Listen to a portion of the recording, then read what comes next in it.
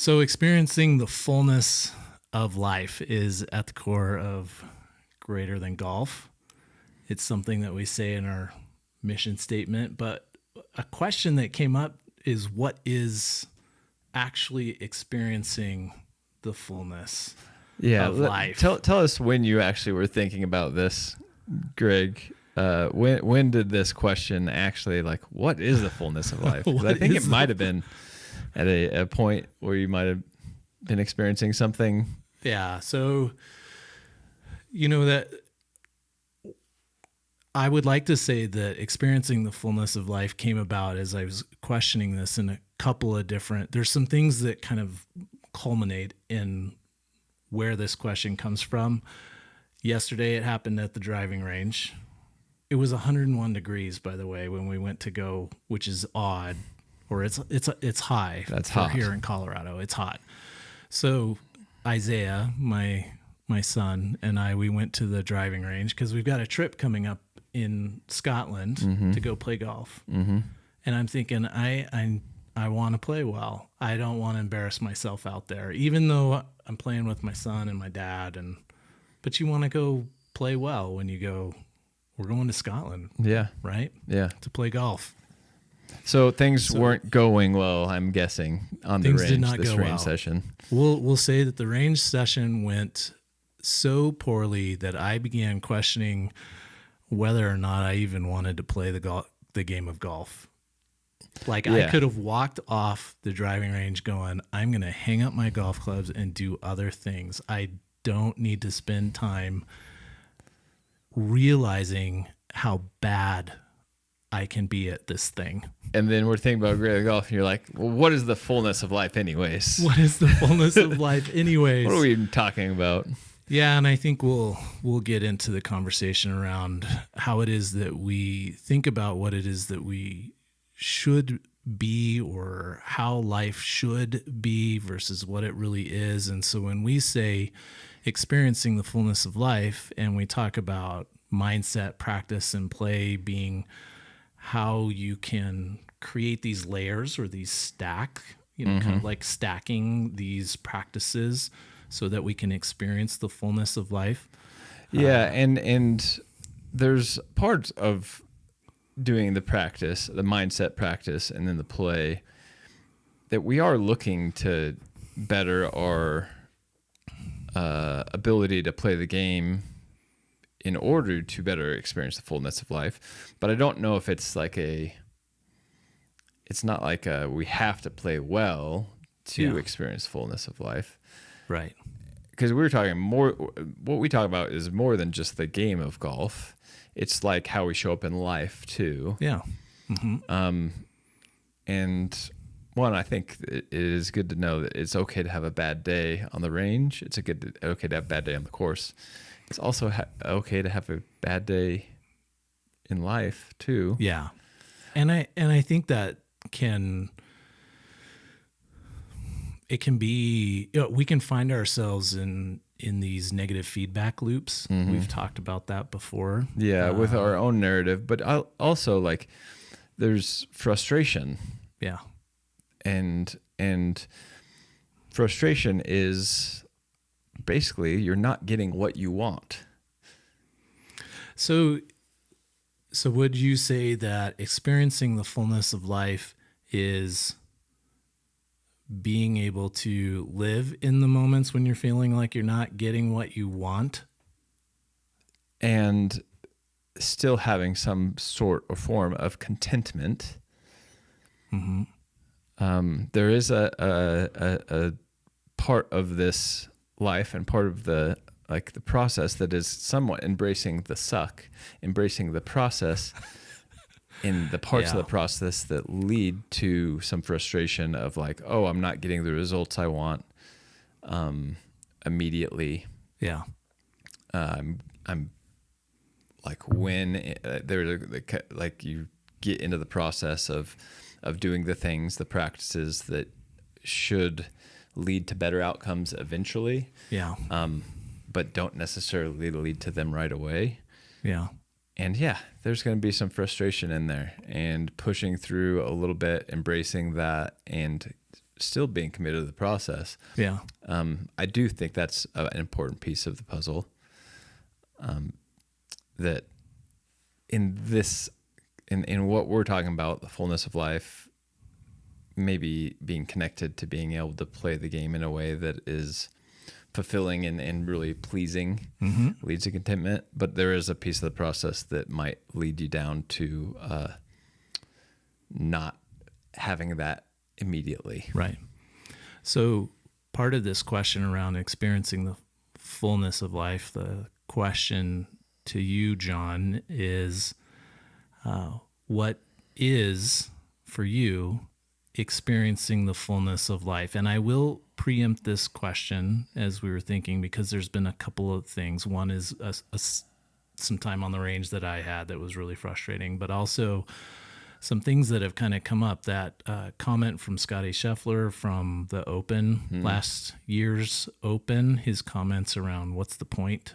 If you've been listening and paying attention to media and some of what Scotty Scheffler said at the Open, maybe we'll talk about that. If you've watched Netflix in full swing, Gary Woodland was talking about his experience with cancer and going through surgery, and we've seen him now win a PGA Tour event, and hear some comments about that. And I do think that Scotty's an interesting example too, because this season, you can see Scotty's struggle.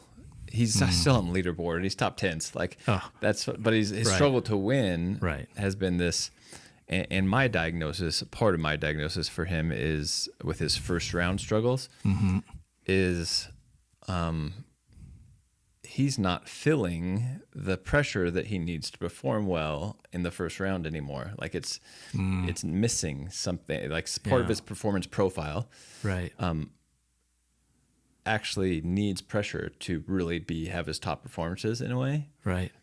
And he doesn't really feel that until I don't think he's feeling that until the last couple of days. And you can see it in his performance in the last couple of days. Yeah. But they've been coming up a little short because of his day one performance. That's an interesting piece of Scotty's equation that I'm like, huh. Yeah. So if we get to it, we'll hold on to that thought a little bit. But I kind of diverted, but I want to get back to that question. Yes. So, John, and Scotty definitely has a mindset around this too, knowing that golf isn't the only thing. Yeah. And Gary Woodland, what an example. Yeah. I'm on the other piece, and what's happened this last month is I'm playing my best golf that I've ever played. At age 42, I've had my personal best rounds, subpar. Maybe and after a couple months in the beginning of the summer that were not up to what I'd want to be playing. Sure. And going through the process and doing these sessions where we talk through the stuff and you challenging me in some areas, like maybe clubhead speed's not the be all end all of things, and maybe you need to rethink a couple different areas. And you've had some tournament play. And I had some tournament play where I won a casual tournament. Yeah. At that point, I had been playing so poorly. My handicap was a 6 or a 7. Okay. Like 6.7. Yeah. Sorry, 6.7 myself. So I won the tournament with that handicap, and since that, it kind of unlocked something. Personal best round of a 69 on a course that was rated 74. So that's the slope rating. It's interesting if you get into slope ratings. Sure. And then another 69, but on a course that wasn't rated quite as hard. But still, subpar rounds, which I've been chasing for, I don't know, ever? Like I can't remember since. So maybe breaking into spaces that I hadn't you before. Had not thought possible. Yeah. Or it multiple was times possible, but just outside of reach, just beyond reach. Yeah. And just today playing around that felt like, oh, well, I didn't quite get, but I was 1 over par at the end of it. Yeah. But the question is, how would you define experiencing the fullness of life? So Within you've described that. your golf rounds. Yeah, which but- really like was wonderful. Like I mean, Sure. coming out of those rounds, I was on cloud nine. Yeah. Still think about some putts that could have went in to make it even better, Sure. but still Yeah. like feel like I've unlocked something. Yeah. But I wouldn't say that like that necessarily is the fullness of life. Mm-hmm. I was able to take joy and in those moments and in those in the after or in during, Mm-hmm. like really feeling fully engaged in Yeah. playing and having fun out there. Yeah. And I'd say that I had some fullness of life, but there's some stuff on the in the outer realm of life that still isn't what I'd say ideal. Mm-hmm. Businesses that are struggling. Wouldn't say success is like just a thing, right? In other pieces of my life, but there is still a contentment within me that knowing the right things are in the right places in the most important areas of my life. So when you say the right things in the right places, I kind of get to like what values, like my values and how, like what my family and how they're living their lives in within our family values. yeah, And then what I'm engaged in within, like church, my marriage, my relationship with my kids, yeah, like, and then maybe also being involved in some other men's lives and coaching some of them, but also just being in a really good, deep relationship yeah, that is meaningful with, I guess, friends. yeah, Would say, having meaningful contribution in a few key people's lives that I can like speak into and have some people be able to speak into mine. yeah, Like those things are have actually been there. Like that is present. yeah, So yeah, I'd say that all really helps contribute into that fullness of life. yeah, That yes, not everything is turning up roses, turn up daisies, I guess. Is that the right one? yeah, But there are definitely some key pieces in the puzzle there that help contribute to more, I don't know, more consistent fullness of life. But and then the other piece that like there's still anxiety around money. Sure. And how like long-term security type things like that like this world kind of just seems to break in and invade and hammer into like the narrative of like not enoughness. yeah, And that takes away from those, like the amount of time, I guess, my percentage of time I get to spend in that fullness of life sphere of being. yeah. The never enoughness. Never enoughness. Is that it? Yeah. Like what, how does that, like, how does that speak into how you are experiencing life? Yeah. And what your version of what you would say fullness of life is? Well, I think we are very similar when we think about a very shared experience around where our family is at, the relationship that we have with our children, the relationship we have with our spouse, the relationships that we have with church and the people that are there, the community that is around there. I think there's even with some of those things that feel grounded and foundational, there's still longing. I think we still, and I think in a positive way. I think that's where, when we think about mindset and practice and play, it's how do we think about those relationships that are set? How do we continue to nurture the relation and foster the relationship and support the relationships with our spouse and our kids? Because it changes. Our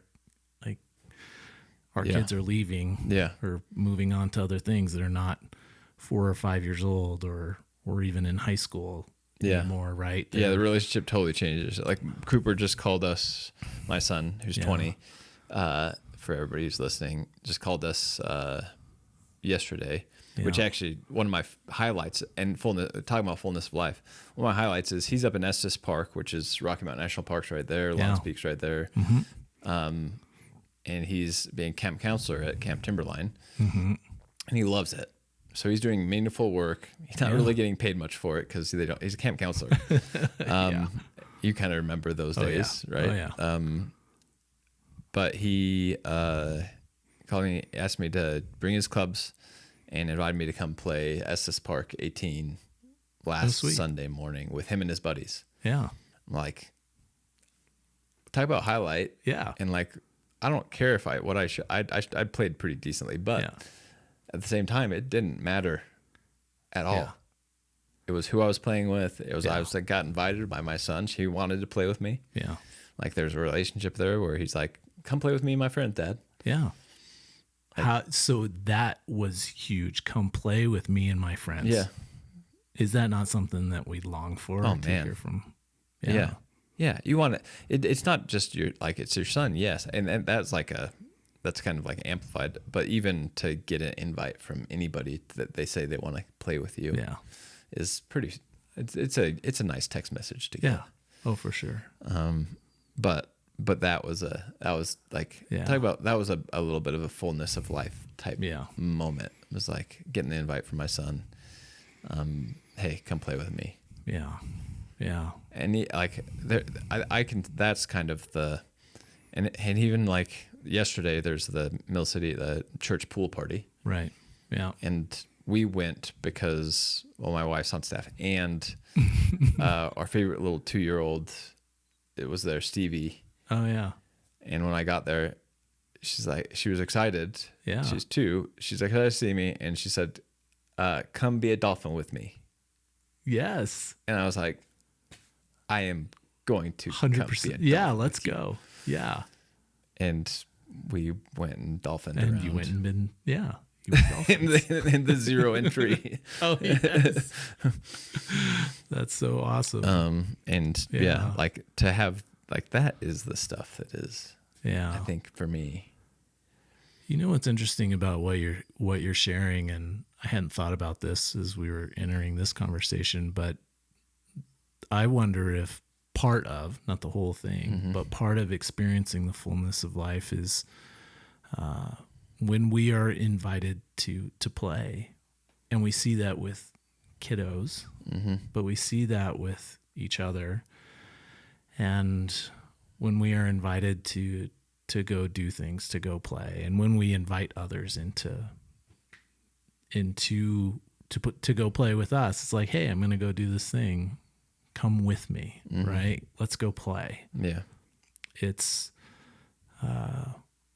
knowing that there is trust and friendship, but also longing. Sometimes it's new people, it's like, hey, let's go play, and we can find out where we're at and how things go and what our conversations are like and those kinds of things. There are times though, if I was reflecting to this weekend, and this is someplace I want to kind of go to, maybe it's a little bit harder, but there are places when we think about the fullness of life or these moments of joy and contentment. But one of the thoughts that has been coming to mind is when we experience grief or loss, or Elizabeth's dad passed away about a month ago. And so we're headed out to Iowa next weekend to participate in the celebration of life and some of those kinds of things. But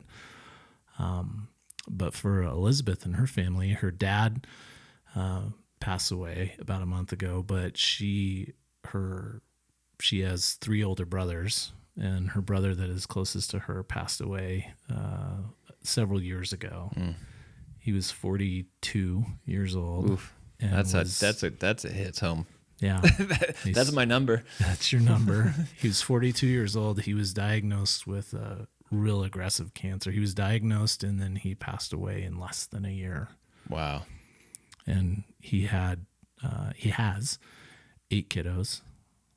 The youngest at the time when he passed was 4.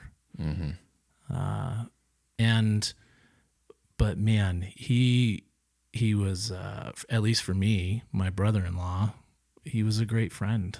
Yeah.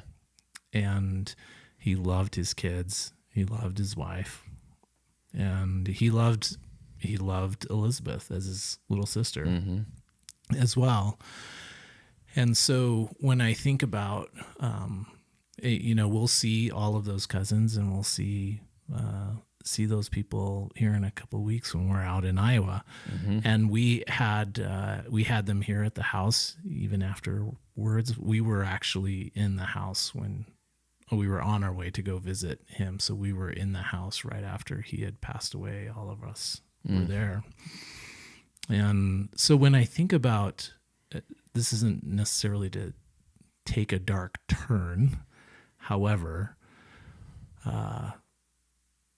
experiencing, does that diminish? Like, does that mean that Matt or anybody else around, his kids or his wife, live an empty life now? Or is there always a part of life that is loss? I think it's important to acknowledge that, but we still experience the fullness of life in the midst of knowing that loss is there. Yeah, I think there can be a bit of a misnomer or myth that being within experiencing the fullness of life doesn't include the lows. Yeah. And the hard. Right. I mean, the quote, I don't know whose quote it is, so we'll figure that one out, or somebody can figure that one out. But I mean, the height of your joy can only match the depth of your sorrow, or your ability to embrace, your sorrow or experience your sorrow. Because I've come from a place of, at one point in my life, when I was younger, before I kind of experienced a bit of an awakening and maybe I'd say a more fully alive moment or transformation, I guess, within my emotional spectrum and my way of being. I come from a flat line, maybe a grayscale mode of living. Like that's a default mode. That's how I lived. I would not get high. I would not get low, sad, or really happy. I would be more of a grayscale or flatliner. Yeah. Do you? My ability to experience a full spectrum of emotion was diminished. Would you say that was a mechanism to self-protect? I think. Yeah. I do come from like a trauma, very traumatic, or like my upbringing was full of disappointment. I'd say. Okay. And unpredictability. Sure. From when my dad broke his neck when he was 42 and was in a wheelchair after that point. And I was only 5 years old. And that was a big point of upheaval within our family. There was some upheaval before that. There was my oldest sister was very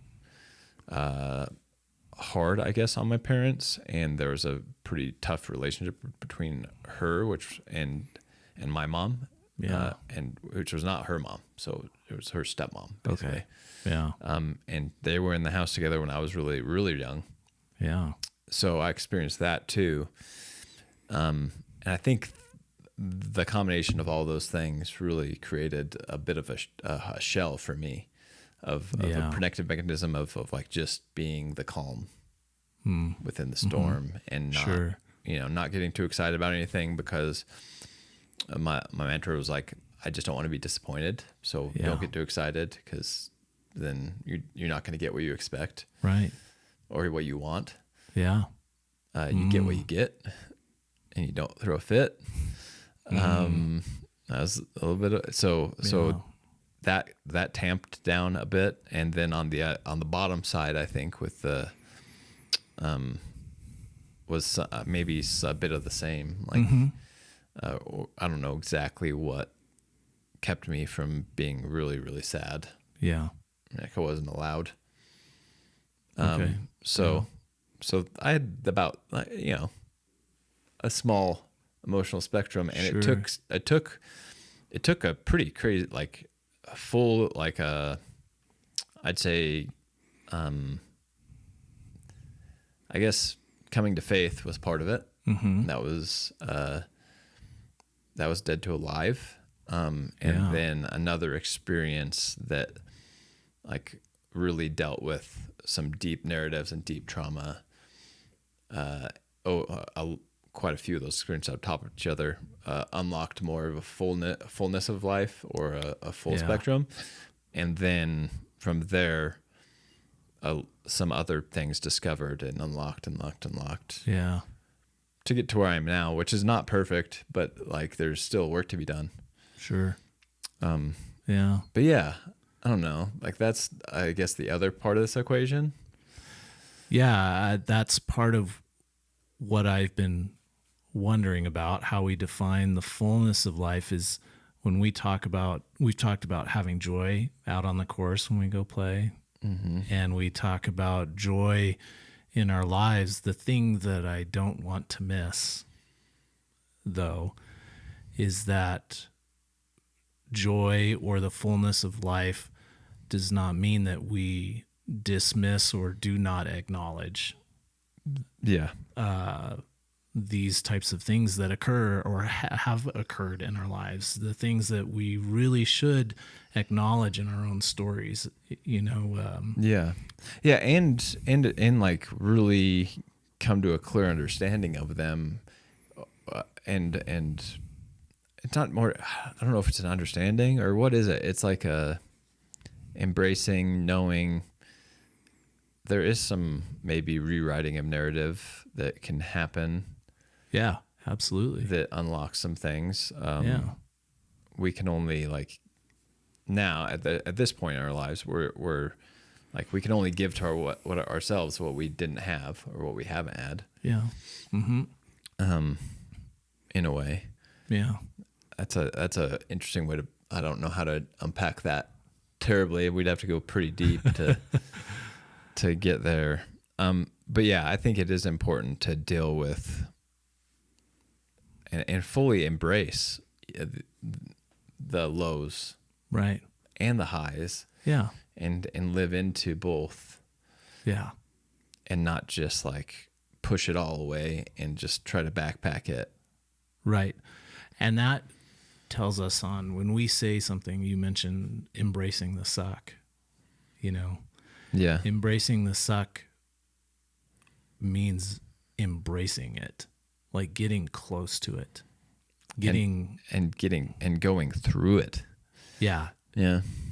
It's not about shoving it to the side or pushing it away. It is how you enter into and move. I think that's an important thing, is how we think about, do we how do we move through it? Yeah. Do you know who Viktor Frankl is? Yeah. Man's Search for Meaning, or I can't remember the title. Yeah, he was in a Jewish internment camp. Yep. Yeah. He developed a type of therapy in counseling called logotherapy. And there's a whole process in that. But a lot of that is what people's mindset is would shift the types of ways that they would practice. I'm going to put this in the context of our greater than golf set, so that when you came to understand where you are in a circumstance or a situation or in life, that is what allowed people to survive. So there are some things that are out of control, right? That we feel like, like Matt having cancer. There was a point at which it's like, there is no other outcome. Yeah. So then what? So what now? So now what? Yeah. What do you impart? How do you live? How do you move through an outcome in which you had longed for? What is it that you think about? How is it that you impart that to people and the relationships around you so that they pick up on that? We know. I think we've known some people who have lost children, and more than just small children, but teenage children. Yeah. And we observe grief and loss, and we can only imagine what that might be like for us. Yeah. Fortunately, for now. Yeah, there is this piece of where like we do have to get to the next shot at some point and fully engage and fully go through the process and do our best to do what we can from there. Yeah. I think there is, like, if I get back into the we went heavy there, and you should. I mean, you got to embrace all of it to have the fullness of life. Right. Yeah. And when we get stuck or we get so out of our beings and out of our, we cannot, like, where we feel like we can't move on, or right. And in golf, it'd be like getting so far down the biochemical like warfare where your body just like kind of like, it's like, I can't barely hold a club. Yeah. Like, how can I take this putt? Like, maybe it's the yips. I don't want to even take the next shot. I don't even want to see what happens next here. Yeah. And in practice, you can just go and come back and do it again and try to erase the. Yeah. But during the game, like, at some point you got to get to your next shot. Yeah. And be able to re-engage and have some self-awareness and maybe some techniques that which work to get you back into your body, get your I'd say like equivalent would be like a big old cortisol flush after missing a short putt you feel like you should have made. Yeah. Where you're like, your body just flushes and you feel like the blood goes from your face and all the way, like it leaves your hands, and like everything feels like it retreats back into your body. Yeah. Like that happens out there on the course, especially when you really want something.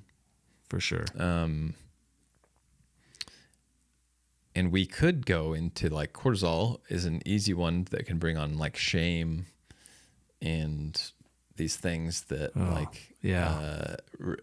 dread, shame, dread, all these other things. Yeah. But if we're aware of what's happening, we know, you can know that adrenaline actually counteracts cortisol. Yeah. Within the body, and there are things you can do within breath work, like holding your breath actually brings adrenaline into your body. Yeah. So hold your breath for as long as you can hold it, and then let it go, and then start to breathe normally again. Right. There are some techniques to help us stay back into ourselves. Yeah. And just and that's a simple like shot. But within like the big overall, like there's when we're dealing with anxiety or like these things, frustration, or the extreme of frustration, which is anger. Yeah. Maybe it is grief. Sure. I don't know if that's in the golf game or whatever, or like I don't know how that comes into play. I guess I could see it. I would say that the quick take is my take is that anger is a result of sadness, and sadness is a result of loss.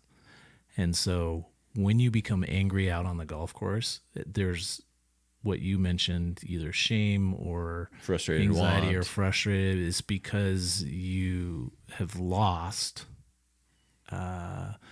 something. Maybe it might be a part of your game, it might be the score, whatever it is. It's like there Or is like if your fear. identity is so attached, you've lost a piece of like who you think you are, like what the kind of golfer you should be. Right.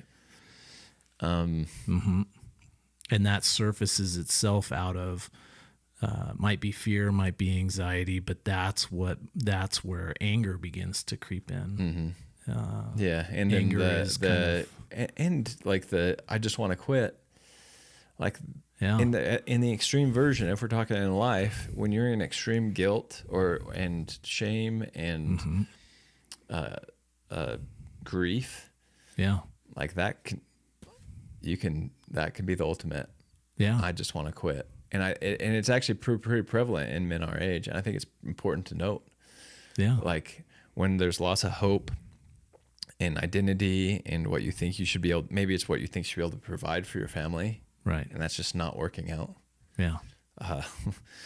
And it's not happening. And you feel like, okay, this is me. Like I feel like I should be able to provide better for my family. Luckily we're provided for, and I know that, and we're like, but there's this frustration and this like piece of, I don't know if it's a culture or whatever. It says that I should be providing for my family, and we should have a certain standard, and I should be the one paying the bills. Yeah. You know? And it's not working. So if I let myself go down that path too far, I could really take it into my being of like, I'm just not worth it. I'm not enough. And that can spiral. Yeah. And it'd be a slippery slope, and like they'd be better off without me. Yeah. And that really, I think there's a lot of men that struggle with that, like that thought. And I don't let it go that far. Talking about that makes me really like emotional, because there's a piece of it that could be close enough to be true.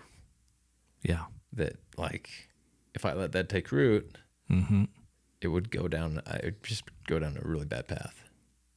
I think it's important to acknowledge to a lot of people, however many people are listening. Yeah. All 5 of you, or 10 of you, 20 even of you. if it's even just between you and I. Yeah. I don't know. That's part of what maybe brought this question on, because Saturday and Sunday, I was there. It was this accumulation, I guess, of what is it that we're really doing? What is it that I actually bring value to? Yeah. And that that's not only like, maybe it was a bad range session, but it is connected to like work, you might be making this your that, salary, but you're like, yeah. why am I doing this? Right. Meaning in that. I would say that range session was kind of like the end on some other things. And so my response to what really quite honestly what was going on the range, I couldn't quite get there. Contact, my swing just felt like nothing was right. Nothing was right. And so having gotten there from experiencing these feelings and maybe even probably too much internalizing what other people are saying, about things. And then I bring that in and it's like, yeah, what is it that it's not we, it's really me. What is it that I'm really doing? And is there even a point? Mm-hmm. And, going all the way back to the Scotty Scheffler, it's like, what is the point? Mm-hmm. But sometimes I think we find ourselves in that negative feedback loop where it's, maybe it would be better because, and I'm grateful that we experience the fullness of life in a way that says it's not. Yeah. There is something more. Isn't it crazy that I listed out the beginning of this of all the things that that are just right. Yeah. But then there's the thing, it doesn't have to be more than a couple things that are just frustrations or just that can lead us down that path of to the ultimate of putting our ultimate narrative that is not what we want it to be, which is maybe they'd be better off without me. I don't know if it was about maybe John would be better off without me, or maybe whatever it's connected to. Yeah. That is I don't know. It feels so evil. It feels so ultimate and evil and just not such a detractor from fullness of life. Absolutely. And the fascinating part is how quickly sometimes it gets there. Yeah. It feels like it's just, and maybe that's how some of you guys might feel, is that it is right there under the surface. Yeah. It is just waiting. And part of it is because this isn't just the conversation that you and I are having, but it's a conversation that I've had with a few other folks. Maybe that's why it seems. That's why the question was the question. The question is, and last night, what was interesting, Elizabeth and I were just sitting in the living room and we were watching, I don't know, one of those shows where it's like, hey, we're going to go look at houses. And they were all in the English countryside, right? Mm-hmm. And one of the realtor agents people was saying, oh, well, this would be your opportunity to live your dream life. And so Elizabeth goes, hey, Greg, what would be your dream life? And I don't know that whatever the right answer is or the wrong answer or an answer is, it's like, well, I'd like to think that that's what we're doing right now. Yeah. I mean, a life full of joy, connection, play. Yeah. There's going to be work in there too. And hopefully you can find meaning within your work. It's sometimes hard because work, work is part of it's part of the toil. Yeah. No matter what, there's some toil within it. And there is a money aspect, which definitely always seems not enough. Right. No matter who you are and how much you have, I think that's true. It's the not enoughness. It's the not enoughness. Yeah. Which I think is a part of the equation of maybe they'd be better without me type enough equation. Yeah. That is something we have to deal with. Yeah. I don't know if there's a way out of it on this side of new heaven and new earth. Like, yeah. Well, John and I were just talking about how we could, with this subject, we could probably talk for days. and we've talked for a while now. I feel like we've talked for a while, but I do think there's some important things around our value and our place in the world. It's also acknowledging that the entire point of it's in the name, greater than golf, is there are things that are deeper and greater than golf that, or fill in the blank. yeah, Like that, when we were naming this, Right. it was like greater than, fill it in. yeah, Like we want to do all those things, we want to play with it in those realms. yeah, But there is something greater than. yeah. There is something greater than. And we are actually part of that. Like we are important pieces in that greater than, I think, as images, so that's, I think, a little bit of like a answer to the not enoughness and the maybe they'd be better without me. Is we are actually meaningful pieces Yeah. to the greater than puzzle. Right. Those things, those thoughts or that mindset, sometimes we even pull it into our mindset because of the things that we practice or the things that we do or don't do. It's a lie. It's a lie that it's like, yes, you do belong here. Mm-hmm. You belong here in ways that maybe you can't even imagine. Yeah. And in this moment and in this time. And there is enoughness. Mm-hmm. There is enoughness. If you travel the world and you go to other places, you realize that there is so much enoughness.